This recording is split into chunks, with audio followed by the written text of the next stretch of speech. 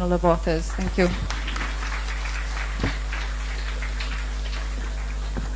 Thank you very much.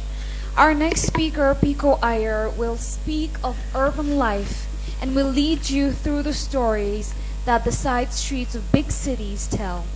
He will discuss the human fascination with cities and his personal choice to live away from the urban jungle. Let's hand over the stage to Mr. Pico Iyer and the biographer and historian Patrick French. This is Global City.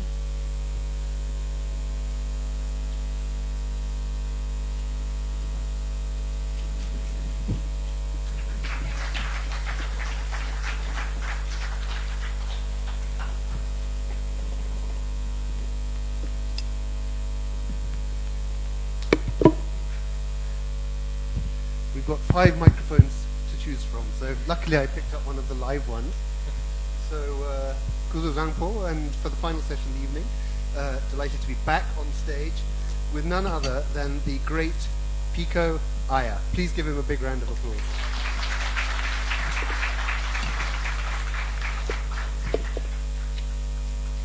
So we're talking about the global city. We're going to discover during the course of today's session the meaning of the term global city. I won't put Pico on the spot immediately by asking him to define it.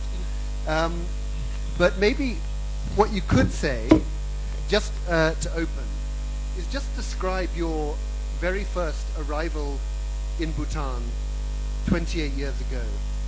What was on your mind before you appeared and once you were here?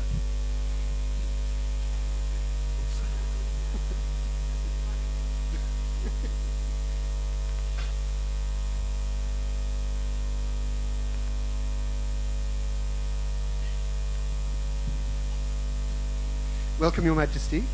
So I had just asked Pico the opening question, which was to describe the moment of his arrival in Bhutan 28 years ago, what he was expecting and what he found when he put his first footprint on, very lightly, on Bhutanese soil. And I just want to say before I begin, you may be wondering why such a distinguished writer is asking me questions. And the only reason is that the first time I met Patrick at the wonderful Jaipur Literary Festival, I was asking him questions. The second time I met him was in Sri Lanka, and I was asking him questions again, so he's getting his revenge now. But I never will forget the first time I arrived in Bhutan. I'd flown to Calcutta to spend about 3 days there before flying here, and I went to what I believe was the consulate there, the Bhutanese consulate, and I was told, hurry, the first ever BAE 146 is about to take off to come to Bhutan. This is a historic moment, and you can't miss it. And so I gathered all my things, I squandered the chance to see Calcutta, jumped onto the plane, and of course nobody ever forgets, I'm sure you don't either, the landing, the approach to Paro, which hit me equally forcibly this time. The landing there, the coming out, and realizing at some level it looks like another planet. And like nothing I had seen before, although I'd spent time in Tibet and elsewhere in the Himalayas, but this was radically different. All of you know that some Bhutanese friend was explaining to me today, she grew up here, no supermarket, I think, in Thimphu then, no nightlife, she said. I just remember a small street of stores, the Druk Hotel, and I spent more than 3 weeks in this quiet winter idyll. Going to the library, watching films, traveling to the zongs, and it still shines and turns within me. And of course, I grew up in this kind of accelerated global world, so for somebody like me, and I think for you too, Patrick, to come here is like a respite in a sanctuary. And on my way into this session, she was saying, please say something critical about Bhutan, because we need to, we're tired of foreigners coming and saying how wonderful it is. But really, the more one has experienced the rest of the world, and don't you feel, the more one cherishes what's special here. And you've spent a lot of time in Tibet and Dharamsala and Ladakh. You can see what they have in common with this, but also what's very different here. So just to touch on the idea of the global city, what I took that to mean is the assumption that perhaps we have that wherever you go, places look the same. You can be in a mall, you can be in a hotel, and you can't quite even remember where you are. Do you think that sort of universalization of everything is is real? I mean, or is it simply a lazy way of looking at the significant differences between countries and cultures? Exactly. I think it's a superficial way because we share more and more on the surface, and that sometimes conceals how much we're divided in every sense, deep down. This afternoon, I was meeting some friends for lunch, and we were thinking about where we would have lunch, and somebody suggested a Korean restaurant, and I opted for the burger restaurant. And we went to the burger restaurant all of you are familiar thing about it was Bhutanese. I never began to imagine I was in California or Japan or anywhere but Bhutan, thanks to the graciousness of the people who served, the ambience, the community around us, and so with, I think, every aspect of Thimphu and Bhutan and all the places I know. I mean, I sometimes use the example, and it's a silly one, but if you were to come to my hometown, Kyoto in Japan, I would invite you to my McDonald's, if you can believe it. And you would look up on the menu, and you would see chicken tatsuta burgers, bacon potato pies, things you wouldn't begin to understand. You would see moon viewing burgers in September in honor of the great East Asian festival of the harvest moon. And then you turn around, and you would notice that all the people in the McDonald's, nearly all of them are very, very elegant young ladies in Dior and Gucci and Prada, not at all what you would see in New York or Los Angeles. And then you notice that everything about the way they're speaking or not speaking or covering their mouths when they laugh is just as Japanese as it would be in the 16th century. So as you said, many people may say McDonald's is everywhere, so the whole world is becoming the same.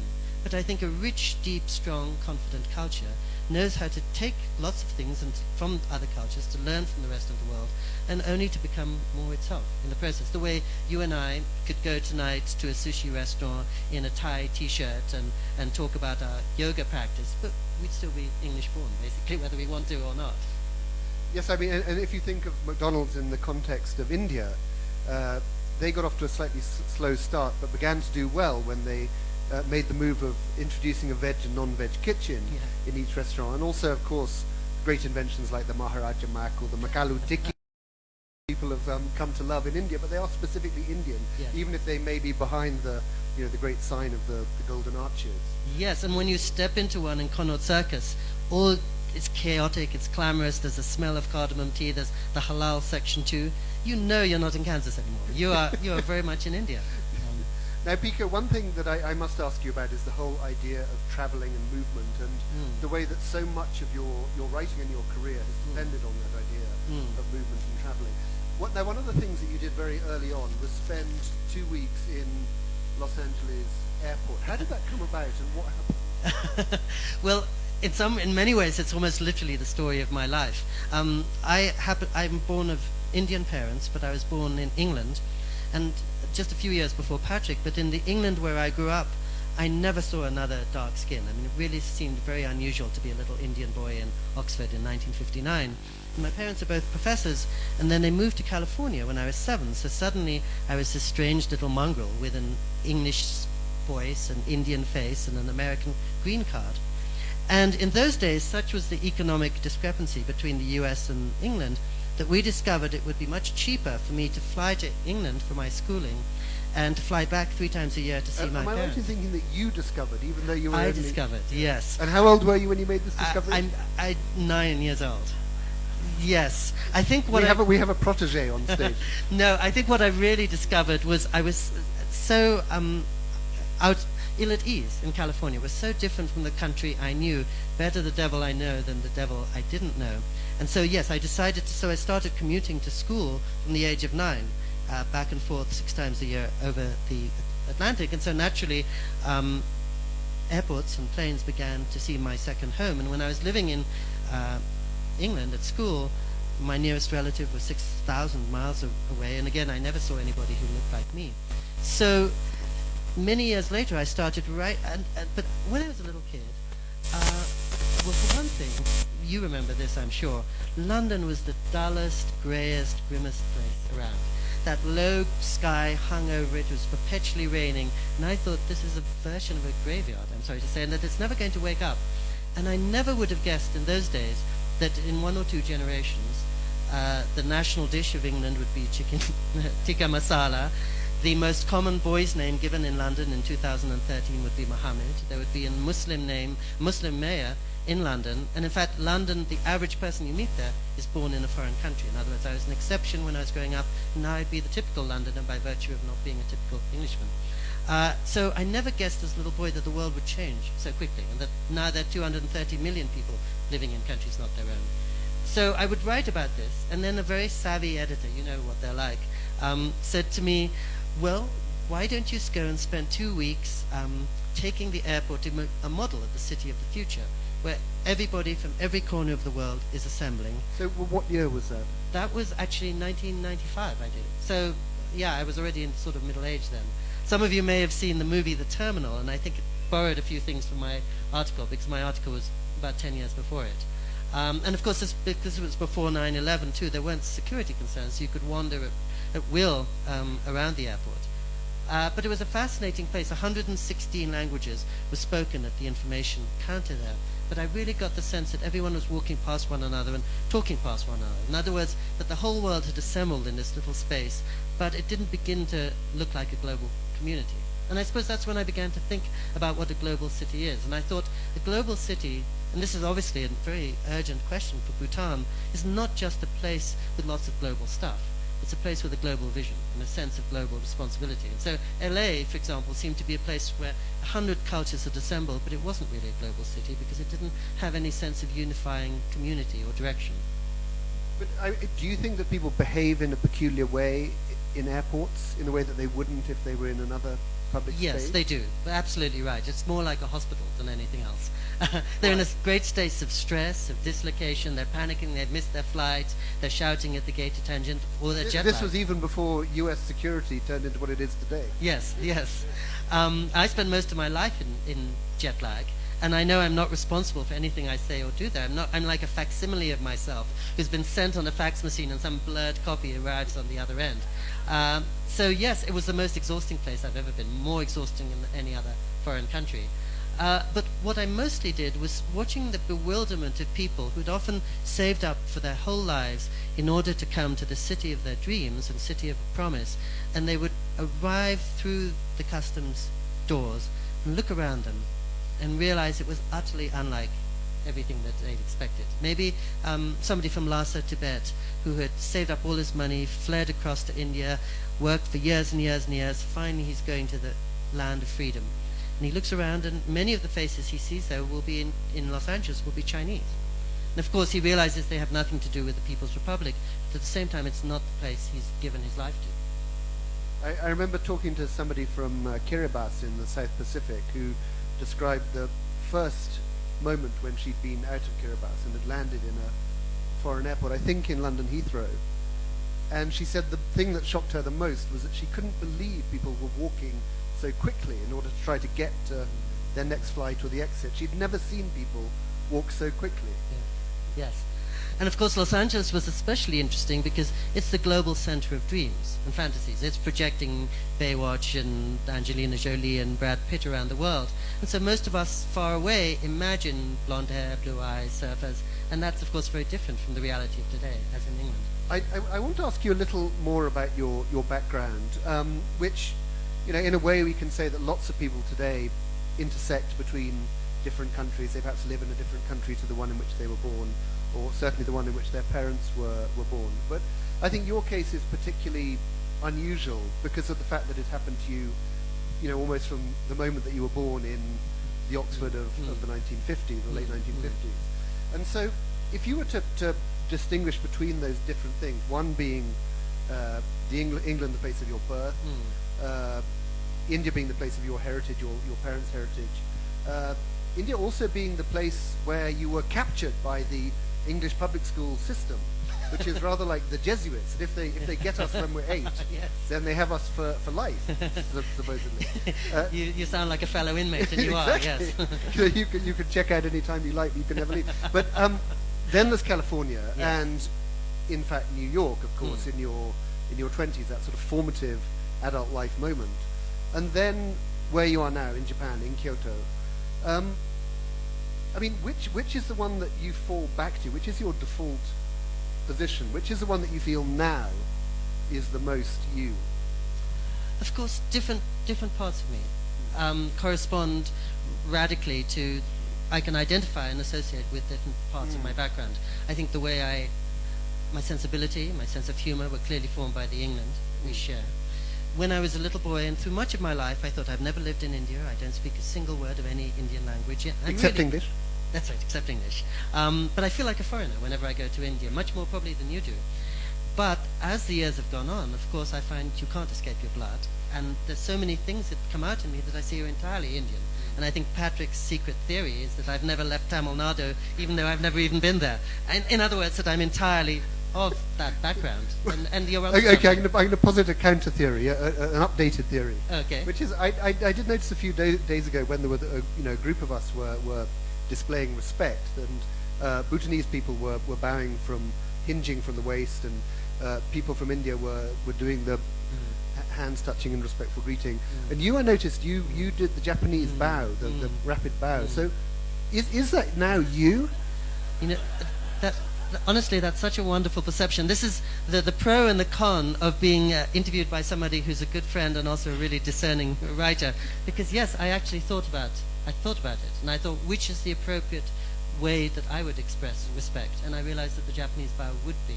And I think that's because, obviously, for respect, Japanese people are unusually, that the culture is built on respect, and so it's something that one naturally falls into. The England that we grew up on is not naturally built on respect, and there isn't necessarily an English way of expressing respect in England that we grew up on. So yes, suddenly Japan kicked in when I wanted to show respect.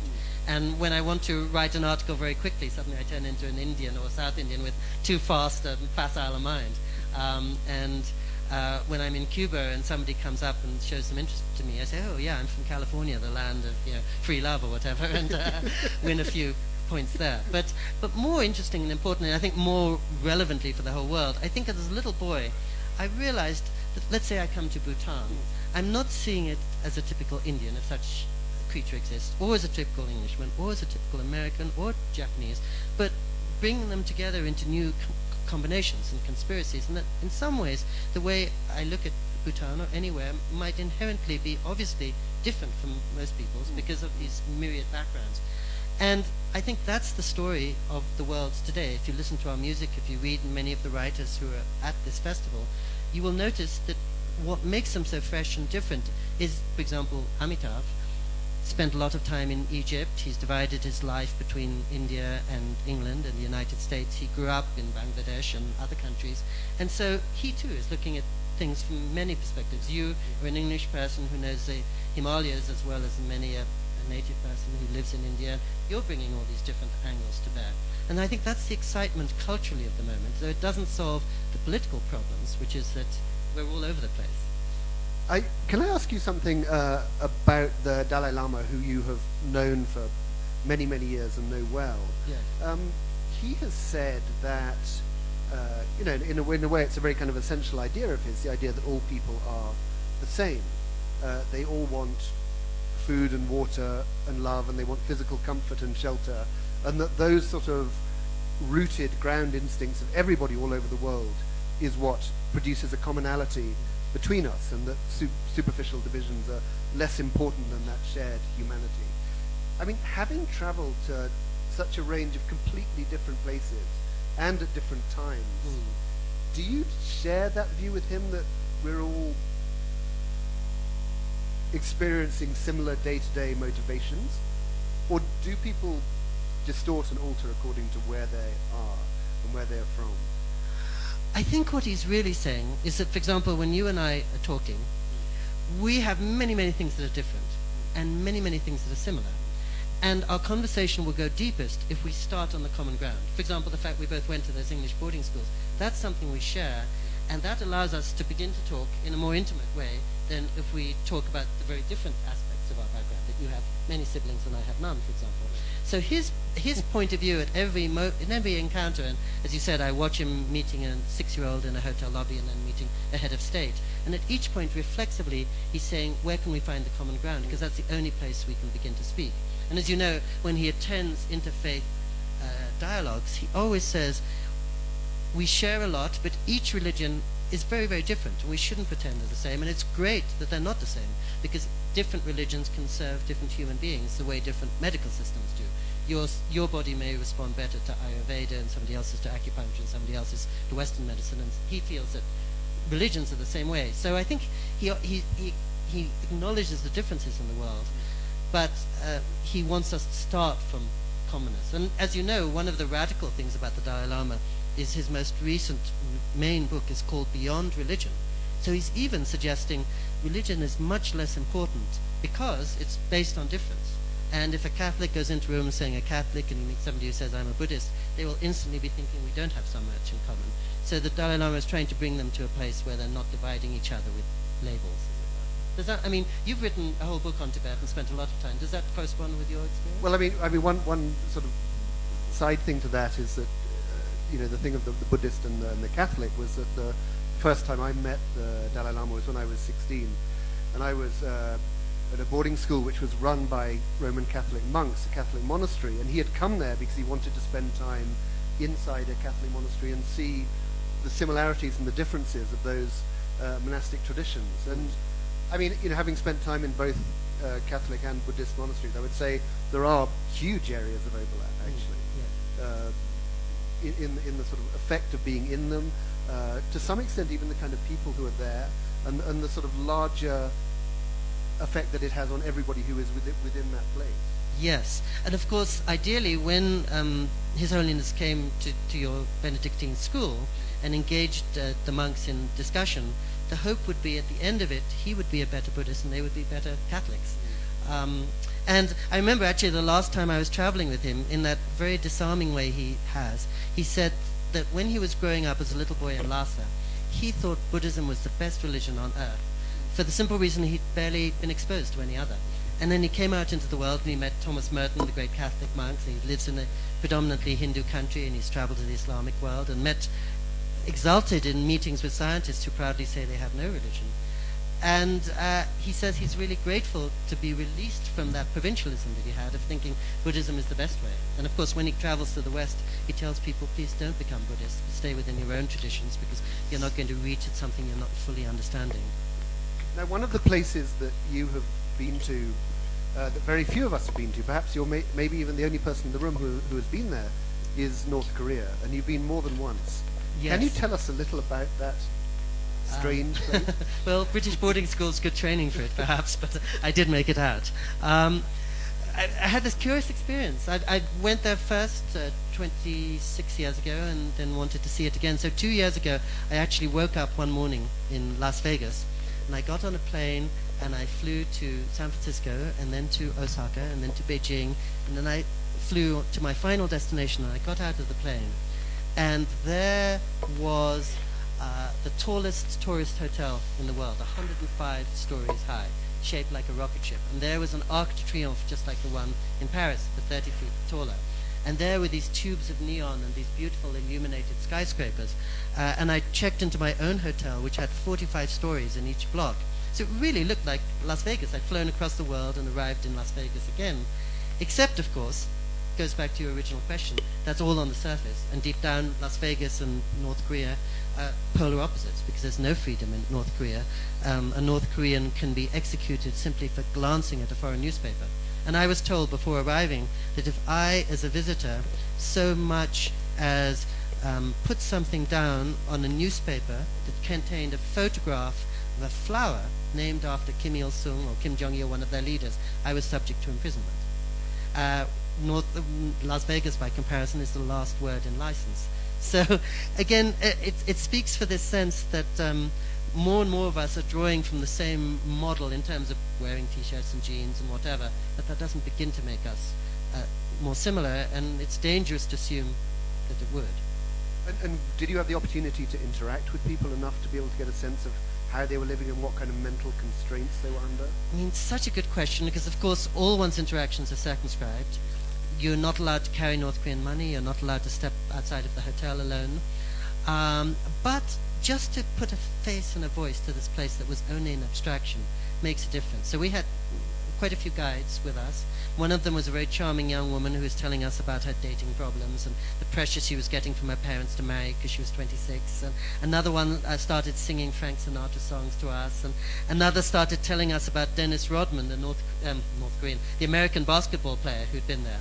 And he had worked with Dennis Rodman, and he said that Dennis Rodman, for whatever reason, refused to pronounce this guide's name, which was strange because the guide's name consisted of just one letter, O. He was called Mr. O, but for whatever reason, Dennis Rodman wanted to call him Trevor. But it's a very trivial anecdote. But the reason that even in a circumscribed interaction over 4 days, before I left, if I'd never been there before, North Korea would mean only the leader and only this dark abstraction.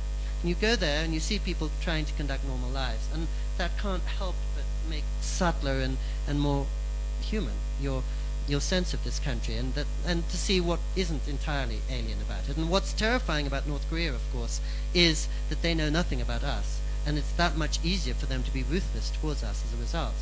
What I worry about is a place like the United States knows very little about North Korea, and they can treat it very ruthlessly as just a dictatorship and neo-Stalinist abstraction, and forget about 22 million people who are probably more American than North Korean in their hearts. I mean, the only places I can think of that I've been to where there's anything like that going on, one would be the Soviet bloc before the fall of the Berlin Wall. The significant difference being that when people knew that they were at no risk of being listened to or monitored or recorded, they were extremely disrespectful about their own leaders and about the Soviet system. There was a sort of undercurrent of grim humor in places like Poland and East Germany. Yes, very, very significant difference. I used to spend a lot of my life in Cuba, and you're right, the one difference about North Korea is it's a place that's utterly sealed, and nobody would ever dream of saying anything. And even if I asked my guides, does your leader have any siblings, they refused to answer. No, it's they're. In fact, I remember the first time I went and I'd walk down the street, I think if a North Korean saw a foreigner, they'd run in the other direction because the possibilities of even glancing at a foreigner would be so terrible for them. Was there any similarity with your own experiences of Tibet? I haven't been to Tibet since 2002, and things have got much harsher there since. But no, there's nothing like North Korea, even though Las Vegas and Shanghai look similar. On the other hand, living in Japan showed me how much that's in North Korea is not so different from South Korea and China and Japan. So those East Asian cultures are very, very efficient, very good at forming groups, very good at listening to orders, and all that North Korea has done is taken the imported model and to the last word and the ultimate extreme. The other thing, to go back to to the Los Angeles airport, that I used to do to look at the global city was to cover the Olympics. I went 6 times to Olympic Games, and of course that's a fascinating image. We were just all enjoying perhaps the games from Rio, because you see the whole world gathered in a single stadium, celebrating the family of man, but each one divided according to its nation and fiercely competitive, and reminding us that the family of man can assemble together but is as dysfunctional and competitive as any other family. And I remember in 1992 in Barcelona, I managed to find the Bhutanese delegation, and I looked at the whole experience with 108 TV crews from 180 nations and all the crackle and pizzazz and flash of Barcelona, and seeing it through the eyes of people for whom this is a very, very different thing. And I wrote my whole article about that, and people were kind of excited, I think, in the United States to say, oh my goodness, just what would happen if you brought innocent eyes to this extravaganza and saw it as somebody who hadn't seen necessarily a harbor or a subway system before. It was, I'll never forget the time I spent with the Bhutanese delegation. And another country that you've been to, I think, relatively recently is Myanmar, Burma. Yes. How was that? So interesting, especially in relation to what we're talking about. I used to spend a lot of time there in the 1980s. And have you been there? I've never been there. Well, anyone who has been there would probably say what I did, which is there's a quality of undefendedness and sweetness in the people that just grabs you. And of course you do find it in other places, including Bhutan. But you meet people who are strikingly innocent in this very difficult and unkind governmental situation, and you want to be their friends and help them in any way you can. So I used to, I have corresponded for 30 years with trishaw drivers I met in Mandalay in 1985, and it really became an important part of my experience, but I was put on a blacklist, as most journalists were, and I wasn't able to return, and finally after 30 years I went back this January with my wife, and 30 years later, of course, and this speaks directly to the Bhutanese experience. It was like coming back to Thimphu after 28 years. Suddenly there were high rises in the capital, Yangon. There were lots and lots and lots of tourists. There were all the signs of modern development. But what really touched me, every morning my wife and I would go to the Shwe Dagon Pavilion, was that quality we projected or imagined to be Burmese of sweetness and innocence was exactly there. And I was really touched at how it seemed to have taken in all these changes and developed and brought in the outside world, but the temperament hadn't been changed. And it seemed to me both a hopeful sign and maybe a model for every country that thinks about this fundamental question that I know is on the top of the agenda for Bhutan, which is how can you enjoy and learn from and take in things from everywhere and not lose your soul and not lose your identity? How can you be that person who's learning from people from 100 traditions but is still strong enough to be himself? The Dalai Lama is a nice example because he spends his whole time talking to people from a different tradition. But if you read what he said when he was 15 and you read what he said now at 81, he's the same person. He's only gained from the interactions. He hasn't lost his sense of who he is. I mean, you were talking a couple of days ago about stillness and the idea of how people interact with the world and the benefits, in a way, of not letting life go too fast around you, not becoming consumed by that. I mean, in societies where people are under extreme pressure or stress of different kinds, do you think those same ideas hold, or do you think that if you go somewhere where people are in a way traumatized by what's around them, that those values become less practically applicable? Well, I think there's a truth to the Buddha's wisdom that life is suffering everywhere. It takes very, very different forms. But in some ways, most people are under different kinds of stress. Of course, people in North Korea are under intense, obvious, visible stress. My neighbors in California are under all kinds of stress. The family is fractured, people are divorced, children can't find their parents. They have huge material wealth, but in other ways they seem lost and desperate. And so in that sense, I think that is something of a universal. And not to keep invoking the Dalai Lama, but as you know, often he'll come to an event at Beverly Hills, say, and he'll be surrounded by very fortunate, materially privileged people, and they'll often say to him, how do you deal with the poverty you see in India?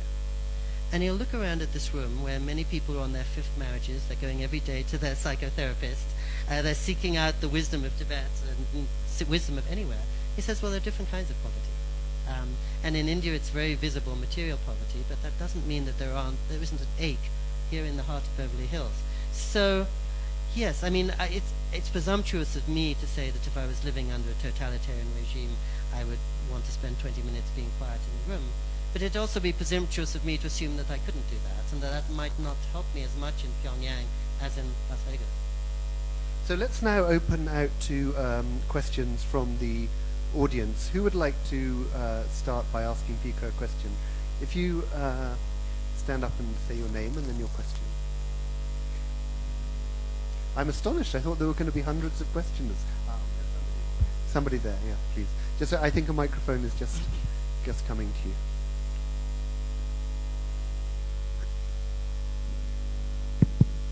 Hello, I'm Moritz from Germany.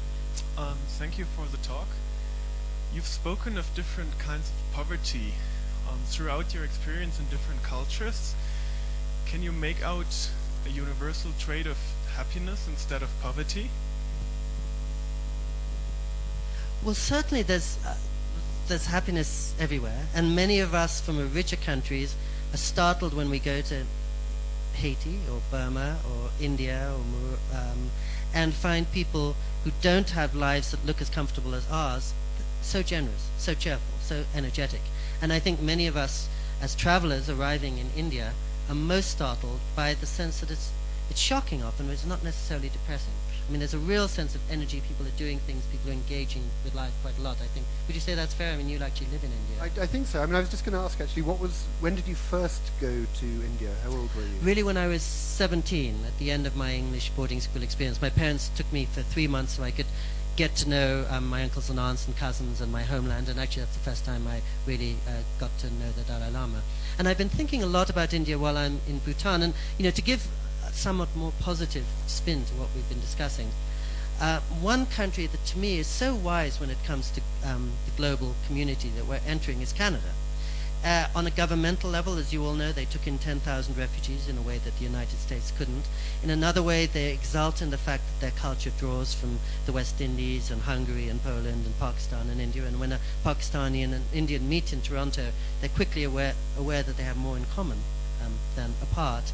And it's got a very exciting, vibrant culture. But for 30 or 40 years, Canada has said multiculturalism is the reality of the future. Let's make the most of it rather than just backing into it. And of course, it has the advantage of being much smaller than the US, much less encumbered by responsibility and pressing issues. But nonetheless, it's gone into the future where the US is kind of, and many other countries are staggering around. I was thinking that's one advantage Bhutan would have over in India, because India has so many people, so many problems, so many other things to address, whereas a relatively small country like this, which, as I was saying yesterday, has brought a great deal of self-consciousness and thought about how can we take in the world without losing what is essential to Bhutan, and how can we preserve without getting stuck in our rut, and how can we benefit from living next to this wonderful great country that is India without becoming Indian, and how can we always share with our Himalayan neighbors but not be the same as Tibet and Ladakh. And so I do think that a country like Bhutan, or Singapore has done some interesting things, or Canada, are in interesting ways the leaders. And it's a nice thing that in this regard, at least, when it comes to global vision and global conscience, we're not looking to the biggest countries necessarily, such as China and the US, but the smaller ones seem to be doing things much more imaginatively. Who else would like to ask Pico a question? Oh, good. That gives me an opportunity for another one. Actually, it was in fact a Himalayan question that I wanted to ask you. I mean, do you feel when you've been to different Himalayan countries that there is a definite commonality that's more than just landscape? Hugely so, but that's partly my ignorance. For example, yesterday, somebody from Thimphu kindly took me to visit many of the temples around the hills. And as soon as I smelt the butter lamps, as soon as I went in and saw the flickering candles and the murals on the walls, I thought I'm at home. I'm back in the Lhasa that transported me in 1985. I'm back in Dharamsala. But at the same time, I'm aware that in Bhutan they practice a very different kind of Buddhism from there, and have different Rinpoches, and entirely separate thing, as different perhaps as Catholicism from Protestantism. And so, on the one hand, it's nice to be part of this vortex which does have so much in common, but it's lovely to experience Bhutanese Buddhism, which is entirely different, I think, from the one that I saw in Lhasa. And just to extrapolate a little from the idea that the smaller countries, in a way, have always been able to experiment in different ways of operating or different ways in living, in a way that a large country like China, like India, like the US is somehow constrained from doing. I think it's very noticeable in India how little flexibility there is within the system. It's almost as if everybody, every politician in every state is locked into a particular way of how the state works, and to innovate is seen as somehow suspect. But to take that to Bhutan and what you've seen in Bhutan just in the last few days, what are the aspects of Bhutanese life that you see as being potentially things that can be taken to other places, or give ideas that can be adopted elsewhere? Well, of course, the sensitivity to the environment is something that the whole world has looked to Bhutan to for 20 or 30 years now. The notion of inner resources being as important as external ones is, in ways I never could have imagined, has been exported around the globe. Our former Prime Minister, David Cameron, was talking about it. And when I first heard the notion of gross national happiness, I never imagined that what sounded like a Buddhist concept would be there in good old England. But I noticed there's a sense of respect towards the stranger that is very warming and touching here. As soon as I arrived on Thursday night, I was remembering from my previous trip that I've never been called sir as often as here, and that when I was lost walking the streets of Thimphu and I approached a stranger and I was asking where the Juk Hotel was, he not only called me sir, he not only stopped what he was doing, he went out of his way, though he was taking his little boy somewhere, to show me exactly how to go there. And it's in those tiny everyday things that you can see that if a culture has self-respect or not. I think Japan is similarly best. I always tell my friends, if you're going to Japan, be careful if you ask somebody the way, because she'll go 4 hours out of her way to make sure you're safely taken to your place. And I think some of that would probably apply to Bhutan. In other words, it knows how to be a host. It knows how to treat guests. Yes, Great because guest. it's certainly hard in London to imagine asking somebody the way and finding that reaction. You get punched. Well, I wasn't going to say you'd get punched, but Well, I mean, you've spent much more time recently in Bhutan than I. What do you think? I mean, please tell me, because you know more about it than I do. I'm only the questioner today. No, you're not. You'll have to wait and it'll appear in print in time. All right. We have 2 minutes left. Would anybody else like to ask a quick question? Yes, please.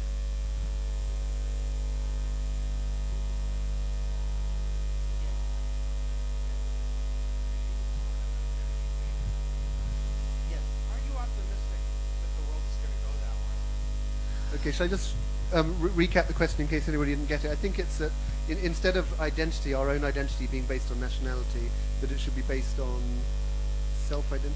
Passions rather than passports. I think, Passion kind rather of. than passports. And the question was, am I optimistic about the world moving in that direction? I'm neither optimistic nor pessimistic, but it's an opportunity that's in the air as never before, and I see more and more people seizing it. And as I was saying at the outset, I stumbled into this rather global identity, but I feel unglobal when I go to a classroom or a university in most parts of the world, where the people have many, many more identities than I, and are already thinking in much more inclusive and colorblind ways than my generation ever did. And I think barely noticing that the love of their life happens to be from a different religion and a totally different culture. And I think the world is, in certain ways, moving forwards in that direction. Of course, as soon as one wall comes down, another does, and the more internationalism there is in the world, the more nationalism there will be. So we've all seen the backlash against that, and Brexit and Mr. Trump, and so many other forms that people are threatened by the arrival of the other, and prejudice asserts itself more fiercely than others. So I read recently that if you put a group of ants down in the middle of nowhere, the first thing they do is form a colony. And the second thing they do is form a cemetery. And humans are not so different. If you put us into a desert, we'll quickly start creating walls where there are none, and defining ourselves in tribes. I don't know that that will ever go, but we do have a better opportunity than we had in my boyhood even of defining ourselves differently. And as I look at you, I think our time is coming to an end, is it? So can I say something just before So, yes, just to close, I was going to say, well, not only, of course, thank you very much to Pico, but that I think Pramod Kumar KG is about to come on stage to close the festival. And I know that Pico and I would both like to really thank the organizers, and Pico will do that, I think, on behalf of all the writers who are here today.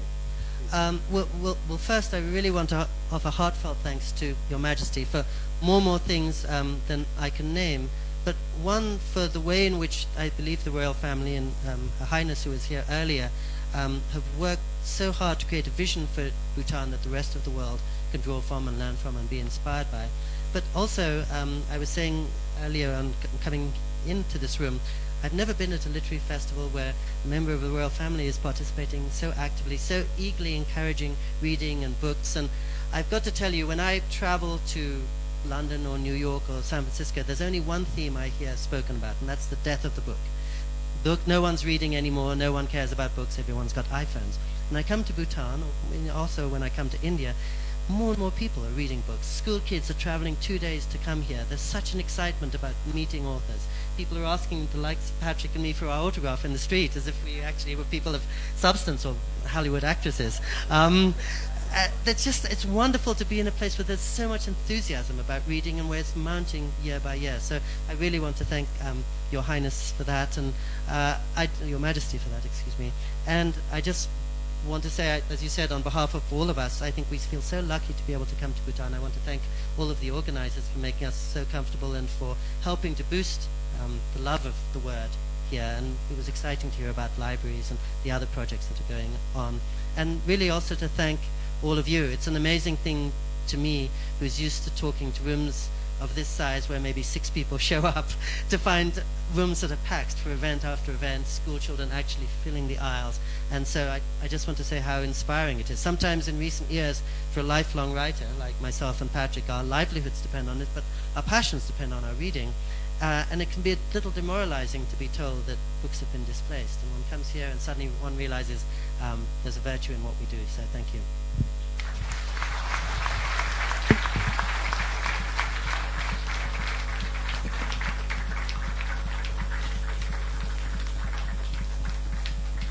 Thank you very much. Please be seated. We now have We've almost come to the end, but not before the closing address by Festival Director Pramod Kumar.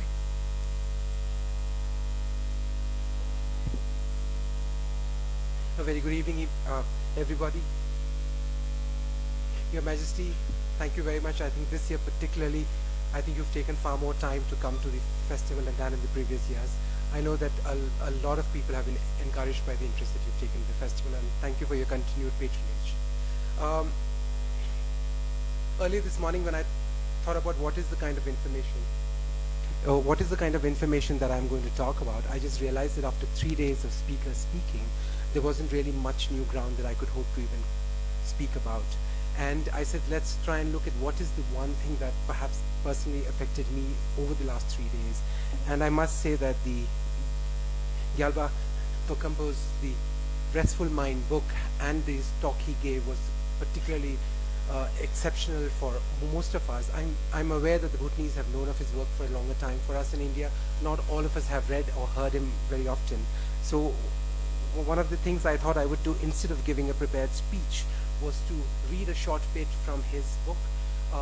This is from the beginning of the book itself, and it's particularly pertinent because it talks about why he's considering us, why he's asking us to consider thinking about the mind in itself. And all our works, all our books here come out of the exploration of the mind that individual authors have.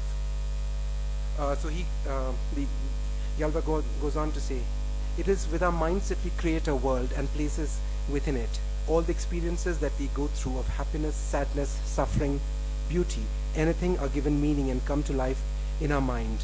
So understanding how your mind works, I believe, is the key to freedom, to happiness, to contentment, and to overcoming challenges. It is the key to everything. None of us can stop the continuum of life as much as we might wish to. We can't stop time. We can't prevent ourselves from eventually getting old, and none of us know when we will die, only that it is inevitable. Now you may think that I'm being pessimistic, but I'm really only pointing out what we so often end up dwelling on in our minds are the things we can't change, like time passing, rather than those we can, like how we live our lives. This is the part we get to choose, so why not train our minds a little better to focus on this opportunity? Why not teach our minds to grab life with both hands and get straight to the good stuff? And why not allow and encourage ourselves to let go of the many expectations and fears that end up ruling our thoughts and in turn our actions? The meaning in our lives comes from our efforts to benefit others in whatever way we are able day to day. Yet it is all too easy nowadays to get carried away with the many things going on in our minds, worries about the future, looking over the fence at what our neighbors have, our ever-growing to-do list. Such thinking builds a wall between ourselves and our inner nature, the part deep within that knows our path. Who are we and our place, and what is our place in the world? We need to break down that barrier and reconnect with the restful mind that has always been within, because it is our essence. Then we can go ahead and live with confidence and freedom.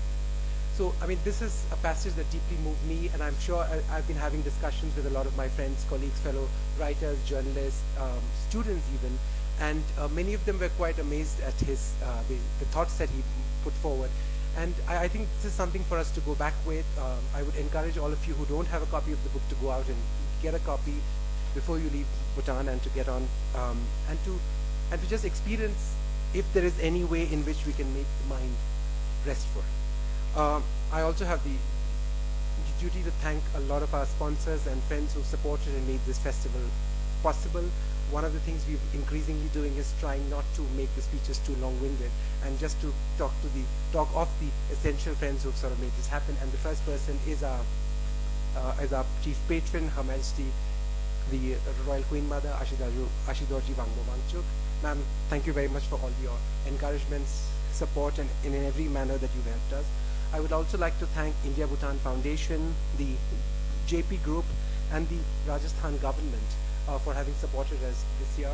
A special thanks to the Chief Minister of Rajasthan, who's been here and who's attended a whole lot of the talks, and she's been a happy supporter. And I think one of the things she's told us that she's going to increase her support to the festival by way of getting in far more acts from Rajasthan. I would also like to thank Ambassador Sir and the entire team at India House, who've really gone out of their way to help us. my co-directors, all of you have been incredibly helpful, have allowed the programming to happen in a very meaningful manner. And I think the Bhutanese participation this year, as my colleague had mentioned at the opening, was increased, I think, because we've got far more input coming in from their heads as well, the advisors to the festival, and the large number of volunteers who sort of helped us in every act that has gone in to make this festival happen. A special big thank you to RAPA, DSB bookstores, our MCs, Cheney, who's been very helpful, who's been probably giving us more fun during the breaks as much as we've really hoped for. We've had Nuang Gelsen helping us, we've got Lily and our venue partners, especially the Royal University of Bhutan Auditorium, where we've had the main festival, the Taj Group of Hotels, the NWCC and Mojo Park.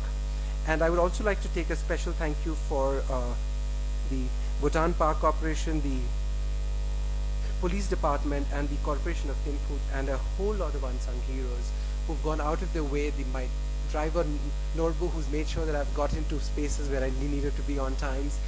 Individual volunteers who've taken on the initiative to support and take writers to different venues to show them areas of their country that they otherwise might not that easily get to. And a big thank you to all our writers and the wonderful audiences who've come to be part of this Mountain Echoes, and I look forward to welcoming you next year in August to Bhutan. Thank you very much.